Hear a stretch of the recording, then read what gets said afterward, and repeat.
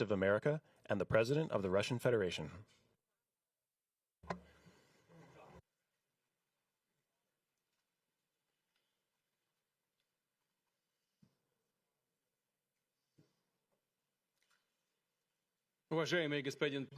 Mr. President, ladies and gentlemen, our negotiations have been held in a constructive atmosphere of mutual respect. We have very thorough negotiations that were quite useful. I would like to thank once again my American counterpart for the proposal to travel out here to Alaska. It only makes sense that we've met here, because our countries, though separated by the oceans, are close neighbors. So when we've met, when I came out of the plane and I've said, "Good afternoon, dear neighbor. Very good to see you. In good health and to see you alive." I think that is very neighborly. And I think that's some kind words that we can say to each other. We're separated by the Strait of Bering, though there are 2 islands only between the Russian island and the U.S. island. They're only 4 kilometers apart. We're close neighbors, and it's a fact. It's also important that Alaska has to do with our common heritage, common history between Russia and the U.S., and many positive events have to do with that territory. Still, there is tremendous cultural heritage back from the Russian America. For example, Orthodox churches and a lot of, more than 700 geographical names of Russian origin. During the Second World War, it was here in Alaska that was the origin of the legendary air bridge for the supply of military aircraft and other equipment under the Lend-Lease program. It was a dangerous and treacherous route over the vast emptiness of ice. However, the pilots of both countries did everything to bring closer the victory. They risked their lives and they gave it all for the common victory. I was just in the city of Magadan in Russia, and there is a memorial there dedicated to the Russian and the U.S. pilots. And there are 2 flags, the U.S. flag and the Russian flag. And I know that here as well there is such a memorial. There is a military burial place several kilometers away from here. The Soviet pilots are buried there who died during that dangerous mission. We're thankful to the citizens and the government of the U.S. for carefully taking care of their memory. I think that's very worthy and noble. We'll always remember other historical examples when our countries defeated common enemies together in the spirit of battle camaraderie and allyship that supported each other and facilitated each other. I'm sure that this heritage will help us rebuild and foster mutually beneficial and equal ties at this new stage, even during the hardest conditions. It is known that there have been no summits between Russia and the U.S. for 4 years, and that's a long time. This time was very hard for bilateral relations, and let's be frank, they have fallen to the lowest point since the Cold War. I think that's not benefiting our countries and the world as a whole. It is apparent that sooner or later we had to amend the situation to move on from the confrontation to dialogue. And in this case, a personal meeting between the heads of state has been long overdue, naturally under the condition of serious and painstaking work, and this work has been done in general. Me and President Trump have very good direct contact. We've spoken multiple times. We spoke frankly on the phone. And Special Envoy of the President, Mr. Witkoff, traveled out to Russia several times. Our advisors and heads of foreign ministries kept in touch all the time. And you know fully well that one of the central issues was the situation around Ukraine. We see the strive of the administration and President Trump personally to help facilitate the resolution of the Ukrainian conflict. And his strive to get to the crux of the matter, to understand this history, is precious. As I've said, the situation in Ukraine has to do with fundamental threats to our security. Moreover, we've always considered the Ukrainian nation, and I've said it multiple times, a brotherly nation, however strange it may sound in these conditions. We have the same roots, and everything that's happening is a tragedy for us and terrible wound. Therefore, the country is sincerely interested in putting an end to it.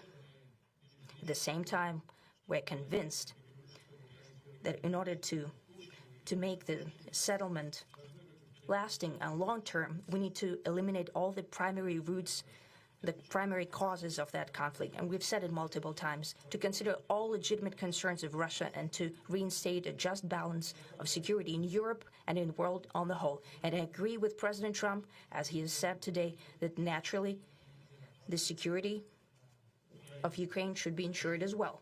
Naturally, we are prepared to work on that. I would like to hope that the agreement that we've reached together will help us bring closer that goal and will pave the path towards peace in Ukraine. We expect that Kiev and European capitals will perceive that constructively and that they won't throw a wrench in the works. They will not make any attempts to use some backroom dealings to conduct provocations to torpedo the nascent progress. Incidentally, when the new administration came to power, bilateral trade started to grow. It's still very symbolic. Still, we have a growth of 20%. As I've said, we have a lot of dimensions for joint work. It is clear that the U.S. and Russian investment and business cooperation has tremendous potential. Russia and the U.S. can offer each other so much in trade, digital, high-tech, and in space exploration. We see that Arctic cooperation is also very possible, and our international context, for example, between the Far East of Russia and the West Coast of the U.S. Overall, it's very important for our countries to turn the page, to go back to cooperation. It is symbolic that not far away from here, at the border between Russia and the U.S., there was a so-called international date line. I think you can step over, literally, from yesterday into tomorrow. And I hope we'll succeed in that, in political sphere.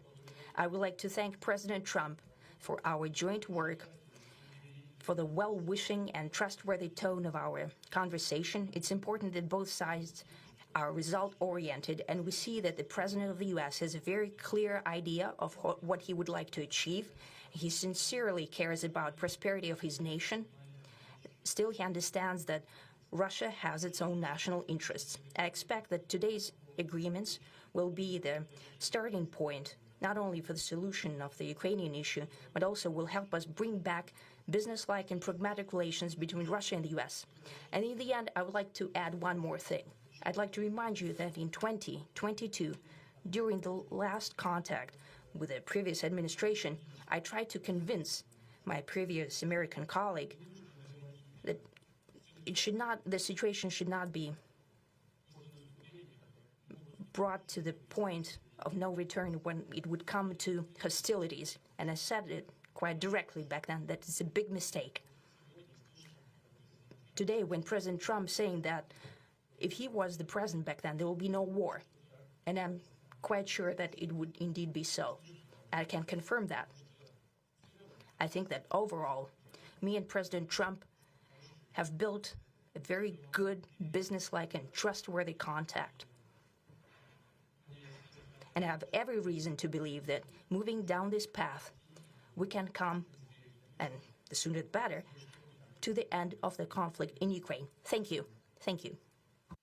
Well, thank you very much, Mr. President. That was very profound. And I will say that I believe we had a very productive meeting. There were many, many points that we agreed on, most of them, I would say, a couple of big ones that we haven't quite gotten there, but we've made some headway.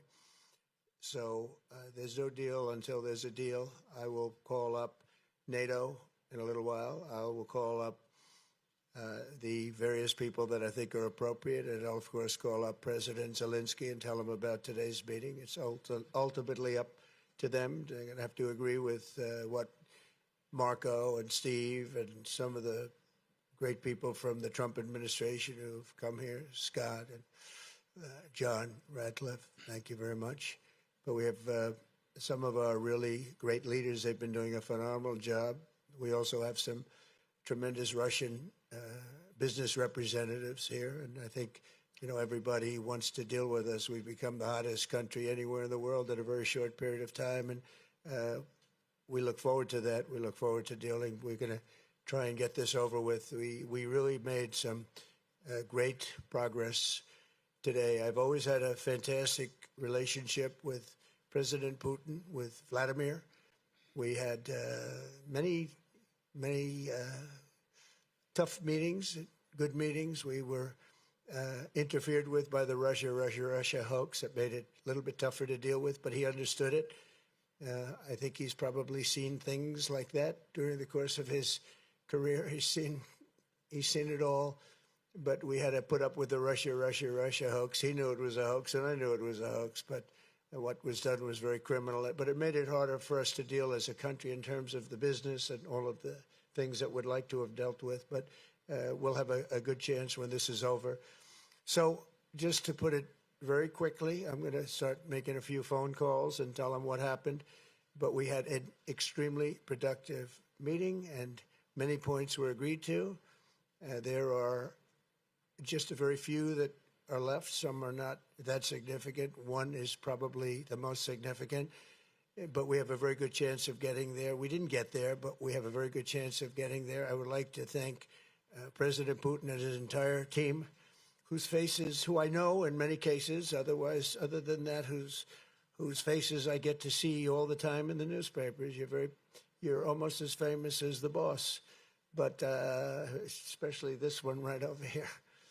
But we had some good meetings over the years, right? Good, productive meetings over the years, and we hope to have that in the future. But let's do the most productive one right now. We're going to stop really 5, 6, 7,000, thousands of people a week from being killed, and President Putin wants to see that as much as I do. So, again, Mr. President, I'd like to thank you very much, and we'll speak to you very soon and probably see you again very soon. Thank you very much, Vladimir. Next time in Moscow. Oh, that's an interesting one. I don't know. I'll get a little heat on that one, but I could see it possibly happening. Thank you very much, Vladimir. And thank you all. Thank you. Thank you. Thank you so much.